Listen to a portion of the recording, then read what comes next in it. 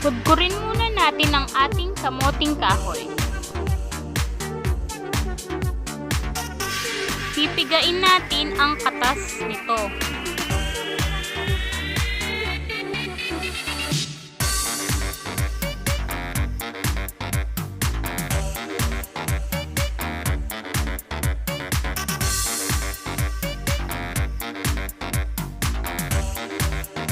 Ilagay na natin ang gata.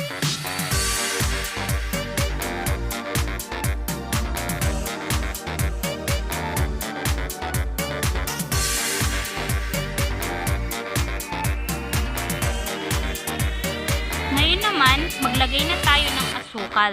Yung ginamit ko po pala yung brown sugar. Haluin lang po natin ng haluin.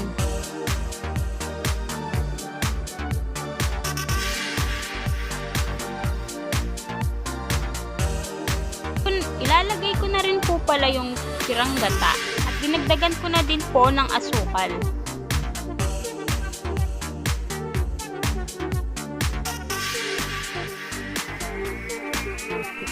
Halu-haluin lang po natin.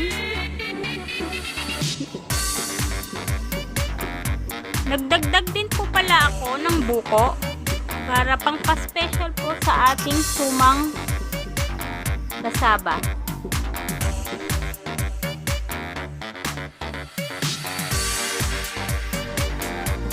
Ayan, ibabalot ko na po ang ating ginawang sumang kasaba.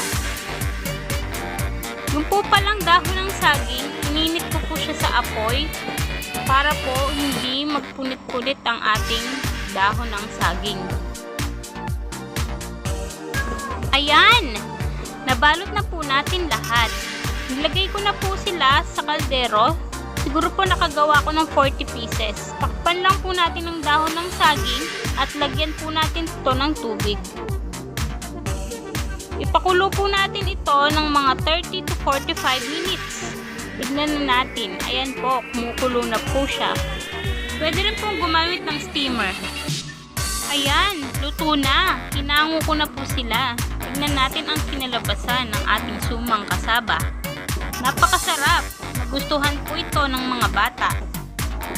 Sana ay may natutunan po kayo ngayong araw sa ating ginawang merienda. Maraming salamat po sa inyong panonood. Abangan po natin ang susunod nating recipe.